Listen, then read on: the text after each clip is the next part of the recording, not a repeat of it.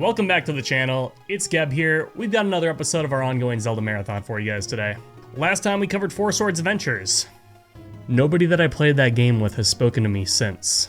It was a good game, if a little on the boring side solo, and a little frustrating on the multiplayer front too. Still a solid time, but it was definitely one of the biggest departures from the norm that the series had seen up until that point. But today we're covering something a little bit more traditional, and it honestly has my vote for the most underappreciated game in the entire franchise, The Legend of Zelda, the Minish Cap. Development for this one actually began after Capcom finished their work on the Oracle games. About midway through development, they had to put a slight pause on Minish Cap in order to finish the original Four Swords, which, having played these games back to back, you can definitely tell how many assets they recycled from their development on both of these games. Which is definitely not a slight at Capcom in the slightest, because they pretty much had the monopoly on the handheld Zelda market, doing both the Oracle games, the original Four Swords, and then in 2004, we got to see the culmination of their efforts with the Minish Cap being released for the Gameboy Advance. Minish Cap sold pretty well at around 1.7 million copies, making it the 19th best-selling GBA game of all time, which, while not bad, is kind of lower than you might expect for a more traditional Zelda game. Critically, the game performed much better, earning an 89 on Metacritic, and it also garnered many Game of the Year awards for the 2005 North American release as the best GBA game since, what was its competition? Elf Bowling 1 and 2, Bratz Rock Angels, The Bible Game, and Big Mother Truckers. Tough year for sure, but I think Minish Cap squeezing out the win there was the right call. Oh, also there was a game called Pokemon Emerald that came out that year, but I don't think anybody played that, so it's probably not worth bringing up. I initially got to experience Minish Cap a little bit after it first released. Couldn't really pin down a specific year for this one since I borrowed it briefly from a friend. I remember liking it, but not really making it too far before returning it to my buddy. Look, if it wasn't a Pokemon, Kirby, or Fire Emblem game, I didn't really spend a whole lot of time playing games on my GBA, if you know what I mean. So yeah, today is actually the first time that I sat down and played this game through to completion, and people are kind of sleeping on this one. Minish Cap is a game that I don't necessarily think reinvents the wheel, but it does pretty much everything you could want from the classic Zelda formula exceptionally well. I wouldn't call it a perfect game, as there are a few minor things holding this game back that I will get into as we go on, but for a 2D Zelda game, I think this definitely ranked towards the upper end of what we have in the series so far. But what was it about this game that has me saying that? Well, we've got a lot to discuss today. So, without further ado, let's talk about The Legend of Zelda Minish Cap.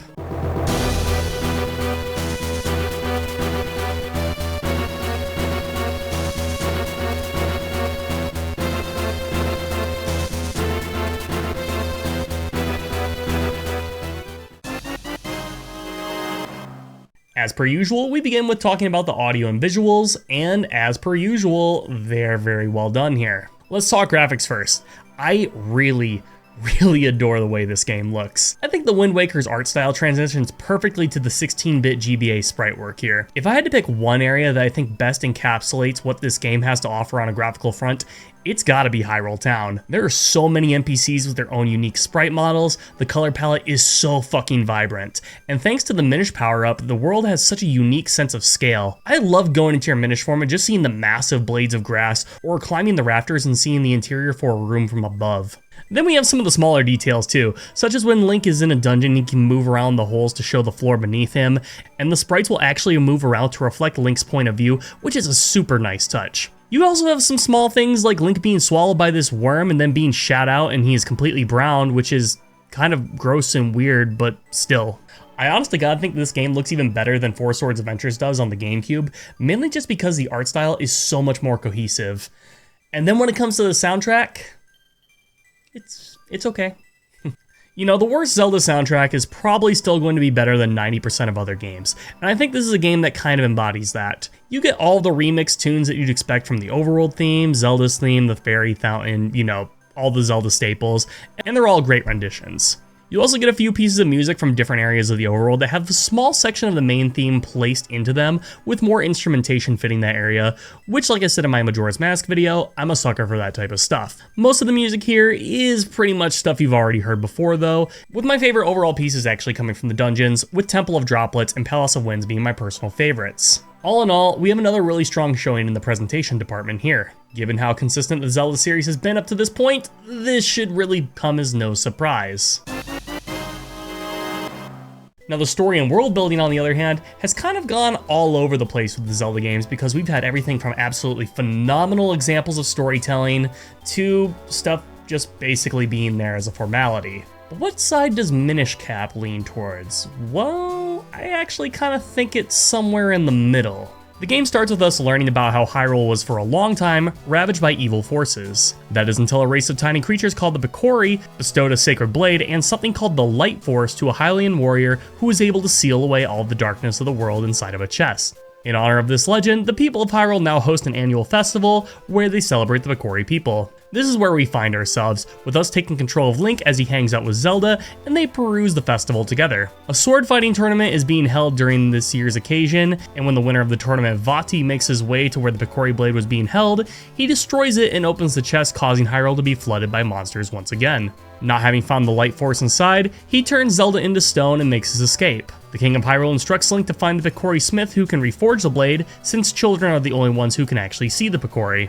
On the way there, Link meets our companion of the game, Ezlo, a magical hat with a bad attitude, but he does give us the ability to shrink down to the size of a Picori. He leads us to a tribe of the Picori, who call themselves the Minish, and they tell Link in order to restore the sword, he'll need to procure the 4 elemental stones. And Link does just that and returns the blade into the legendary Force Sword. Along the way, we learn of Ezlo's origins as a former Minish sage that was actually the catalyst for Vati's rise to power, since he invented a hat that could grant wishes, which Vati stole to become a powerful sorcerer. We also learn that the Light Force is something that is passed down from the princess line of Hyrule's royal family, and that Zelda is the current holder. Vati, who was spying on us at the time, goes after Zelda to extract the Light Force from her in hopes of becoming a god. But together, Link and Ezlo stop the Wind Mage, return Zelda to normal, bring Ezlo back to his original form, and then we say our goodbyes before Ezlo makes his leave, and the door between the Hyrulean and Minish worlds seal itself for another 100 years. And that's pretty much the story of Minish Cap. And while I don't think it's a groundbreaking Zelda story or anything, I think it's a fine enough addition to the franchise. First off, I really like some of the world building stuff here. Before Skyward Sword came along, this was technically the earliest game in the Zelda timeline. Because of this, we get to see some explanation for a few things, such as how the hero of legend wore a green hat. Another thing that I thought was really funny that got explained in this game is why every bush, pot, and rock had random items and rupees underneath them. The Minish put them there. Which brings me to the Minish people, or the Picori if you prefer, the new race for this game, and I think they're a pretty fun one. We spend a lot of time with them since they inhabit basically every part of Hyrule as they make makeshift homes in the rafters of houses, holes in walls, or even just random mushroom patches like they're the Smurfs or some shit. I like these guys. I wish more Zelda games would use them, but given the nature of the race themselves as being tiny and having a hyper-specific way of interacting with them, I guess it's no surprise that this is their only appearance. And on the character front, we have a pretty decent cast to go over here. Link is about the same as he's been in the past few games, so not much else to say there. Zelda actually has a bit of personality this time, making her a bit more interesting than basically every other time that we've seen her outside of the Wind Waker. And when she spends 95% of this game made of stone, that's kind of saying a lot, isn't it? Vati comes in as our main villain, and he's just kind of okay. He doesn't really do anything that any villain in the series hasn't done before, and outside of his intro, which I think is low-key kind of badass of him, he more or less just has the same arc as Varen from Oracle of Ages. No, Ezlo is the real star of the show here, and while you could probably make the argument that he's basically the same character as the King of Red Lions from Wind Waker, I still really like him. He does kind of interrupt Link sometimes to give him some unnecessary tutorials now and then, but the arc that he goes through where he befriends Link is really nice to see, and most importantly, he's got some funny ass dialogue, as he comes to grips with the fact that his anatomy has changed from being a Minish to that of being a fucking hat. The side cast of characters is absolutely massive too, with most of them being returning faces from Link's Awakening, Ocarina of Time, Majora's Mask, Wind Waker. Hell, even the oracles from Ages and Seasons make a comeback as you help them find a place to live. And yes, Tingle is back again with his whole stupid family, which outside of cameos in his own games, which I'm not playing, this is his last appearance in the series. Thank fucking God. But that's all I really have to say about the story on this one. The narrative does a good job of bouncing Link from location to location. I think the world building is really fun. A lot of the characters are really interesting, and the vibe of the whole thing is, once again, stellar. It's definitely not as thought-provoking as Majora's Mask or Link's Awakening, and the stakes aren't as high as they are in Ocarina of Time, and the characters aren't as fun or as interesting as they are in Wind Waker. I would still probably put this ahead of most other Zelda games in regards to its story though, or at least the ones that we've talked about up until this point. Now we move on to the gameplay portion of this video, and I have to say, I have very few complaints here.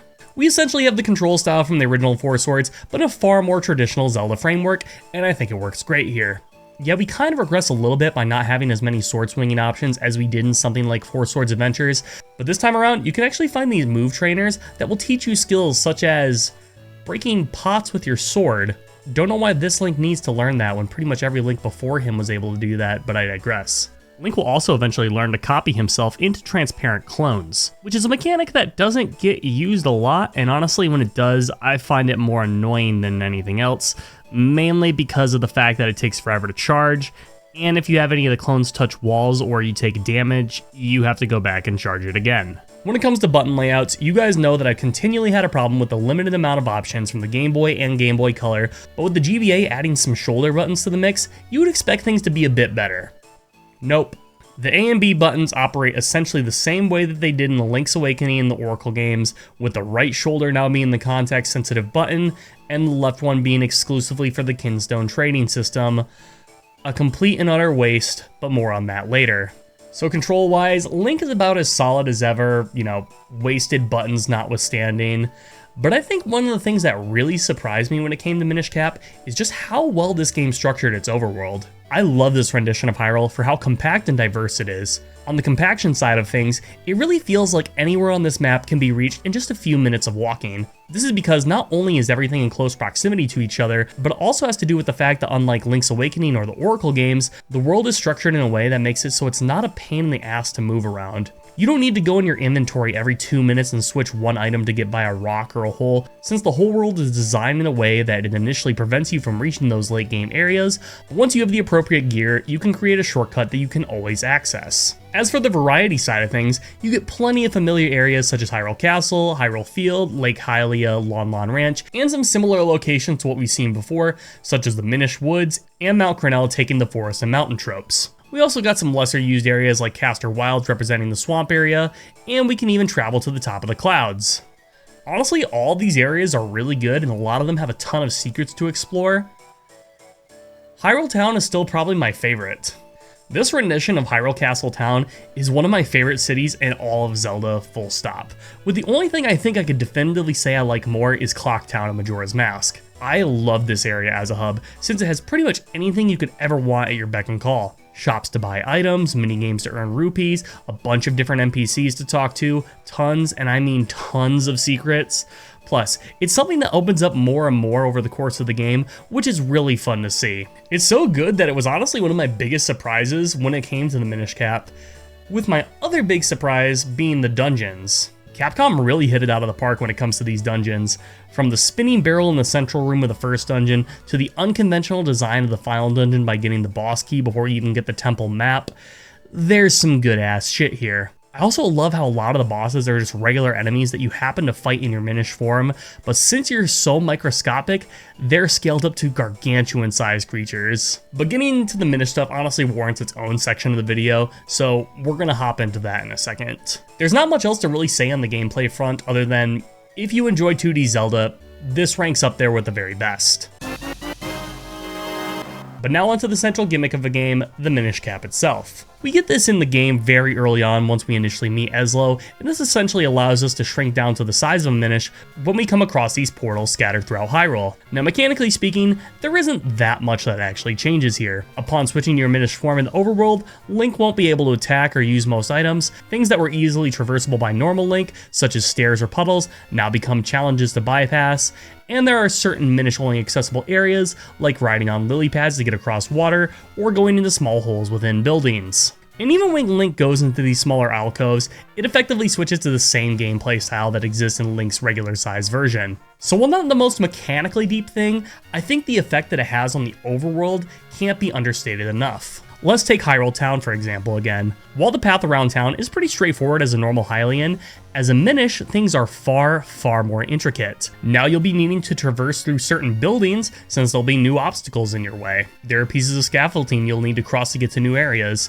Even things such as regular cats can be an obstacle, and let me tell you, as a cat owner myself, I totally get why some of these are the most challenging foes in the game. You also get to do some really cool stuff like go inside of an Armos and even some certain bosses in order to defeat them. The biggest thing I like about the Minish Cap though, doesn't come from a mechanical aspect, it's more of an aesthetical one. There is just something so fun about taking these relatively normal things and shrinking Link down to a scale that makes them into these monumental feats, like navigating through the rafters to knock a book to the ground of a house, or scaling a library bookshelf to get to a secret Minish village, or walking through blades of grass as if it was a forest. Hell, the entirety of the Temple of Droplets being done in Minish form with the giant Octorok in the main room.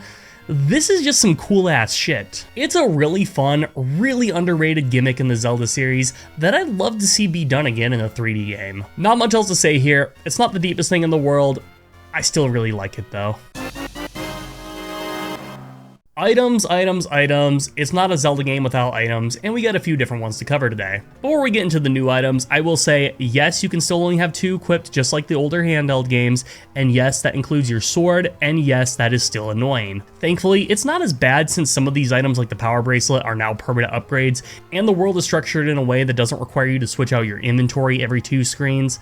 So, while not an ideal scenario, it's definitely better than what we had before. And now onto the items themselves, and first up we have the Gust Jar, which is probably my favorite of the new ones in this game. It's kind of like the suck cannon from Ratchet and Clank, where you can inhale items and enemies, and then shoot them out as projectiles. It can also be used to grab items from further distance, and it has some traversal purposes too. It's a multi-purpose tool, and you're going to constantly be using it throughout your adventure. Unlike our next item, the Cane of Paki. So do you want to know what this item does? Yep, that's right. You flip over items or occasionally use it on holes to knock you up in the air. Next, our last new item is the Mole Mitts, and these are kind of just like an upgraded version of the shovel since you can dig through dirt walls. Not the most exciting thing in the world, but you will get your use out of them, especially if you go for the optional content. Outside of that, most of the items you expect to return do come back, like bombs, the bow, boomerang, the ocarina. We even see the Rock's Cape return, which is a nice surprise. Some of the items also get some extra upgrades, such as the magic boomerang being able to control its path, or the timed bombs that you can detonate like C4. I really like both of these since they actually allow for a little bit of sequence breaking and puzzles in the late game, which I am always for that type of stuff. You can also get the Bow of Light, assuming you know where it is, because if you miss your chance to get it, it's permanently gone. Yep, a permanently missable item in a Zelda game. To the best of my knowledge, something that hasn't happened before or since. It's in a completely optional area that requires you to have a certain item in order to access, and because I had no idea it even existed, I completely missed it during my playthrough. I hear it's pretty good though. But why did I miss that item in the first place? It's because of the Kinstone system, but if we're going to be getting into that, I think it's probably time that we get into some more of my, Yeah, there's a couple things I don't like about this game. Granted, these are super minor complaints, but there's just enough stuff here that I think it really does hold this game back from reaching that level that Ocarina of Time or Majora's Mask or Wind Waker are at, you know? Let's get probably the smallest thing out of the way first. This game is one of the easiest in the series so far. I did not have a single death during my playthrough, and let me tell you, I'm no expert when it comes to playing these games. I don't think you're going to have much difficulty with this unless you purposely ignore all the side content. Secondly, this game is short, and I mean really short. As in, I did most of the side quests and the game lasted about 11 hours. That puts it behind Link's Awakening and both of the Oracle games in length, and all of the main console games outside of the first 2. There are only 6 dungeons in this game, and you can finish them all at a pretty comfortable pace, but it definitely feels like this game sort of ends before it really gets going, if you know what I mean. But neither of those things compare to what is, in my opinion, the worst part about Minish Cap, and that's trying to go for 100% completion. Zelda games are something that I find are usually a really rewarding experience to 100%, and I also think they don't typically ask too much of the player outside of, you know, Breath of the Wild or Tears of the Kingdom. This game isn't as taxing as those two, but it's probably a notch below it. So yeah, in order to 100% Minish Cap, this game is going to ask you to do a lot of stuff. First off, we have the figurine collecting returning from Wind Waker. There is a separate currency called Mysterious Shells that you can turn into this guy to essentially get some sprite work and a little blurb about it. They're the trophies from Smash Bros, and you earn them the same way by spending currency for a chance of getting new ones. Worst of all, there's a heart piece locked behind getting every single one of these, so you better start using those shells and pray to God that you don't waste any. And yeah, you heard me say chance, because this is an RNG grind in the Zelda game. I don't know who asked for this, but that's not the only one. Let me introduce you to the kinstone system. So everyone in the world has these things called kinstones, which are essentially two halves of a coin that when put together, they affect something in the world. Now, I like the idea of the world changing over time based on our actions, but this is kind of a lame way of going about things. You basically meet someone in the world and you lock your two kinstones in like they're mating, and then boom, side quest done. It is a bummer because a lot of these side quests are actually kind of cool with the characters you interact with and what they ultimately want to do, but all you're really doing is just giving them the right kinstone that they're requesting, and that's kind of it. And how you go about getting these kinstones is a whole nother problem. See, you can find these in predetermined chests, but that won't cover all the kinstone fusions in the game. So in order to get more, you're going to have to hope that they drop on the ground, which while the green ones are common enough, the blue and the red ones are far more rare. There were several points in this game where I was able to do a side quest, but because I just didn't have the right kinstone, I couldn't do it right away because I just had unlucky RNG. And this is why I missed out on the Bow of Light. And there are ways of increasing your chance of getting kinstones, like using a bottle buff that increases the drop rates for items, or purchasing these pastries at a bakery to roll for a chance to get something. But come on, this is a Zelda game, not fucking Diablo. I don't want to have to worry about that stuff. This honestly just shouldn't be in a Zelda game. It's not a horrible system, it's just so out of place with what the series is about that it just doesn't make a whole lot of sense for it to exist. And it's also not just something that affects people going for completion, because anybody that does any side content in this game is going to be beholden to the kinstone system. If you happen to have the right kinstone and you're at the right place at the right time, cool, you get to experience that content. And if you don't, well, hopefully you don't miss it. I don't know, man. I don't really like this system. It's because of this that I decided to not go for 100% completion in this game, just because I thought it was going to turn into an unfun and grindy mess. Granted, this does not ruin the game by any means, but I can't in good faith suggest going for 100% completion on this one. Alright, so let's wrap up my thoughts with Minish Cap. So even though I just spent the last couple of minutes talking about things I didn't like with this game, let me restate, those are very minor complaints. I honestly love this game, and think it might be one of the most underrated titles in the series. I think the world design is fantastic, the dungeons are among the best in a 2D game, the new items are fun additions, and the Minish Cap itself really does a lot to add to the fantasy of this world. Yeah, the minor complaints I did have bring this game down slightly, but I put this right up there with Link's Awakening in terms of how much I enjoyed this one. This game 100% gets a recommendation from me for anyone looking for some of the best that a 2D Zelda game has to offer. Just don't try to 100% it. I really think it might sour your opinion a little bit if you do. Well, that's all the time I have for you guys today. Thank you for watching. What was your favorite memory of The Legend of Zelda, The Minish Cap? Please be sure to leave your thoughts in the comment section down below. And hey, if you enjoyed today's video, maybe consider giving a like and subscribing. Thank you guys again. I'll catch you in the next video.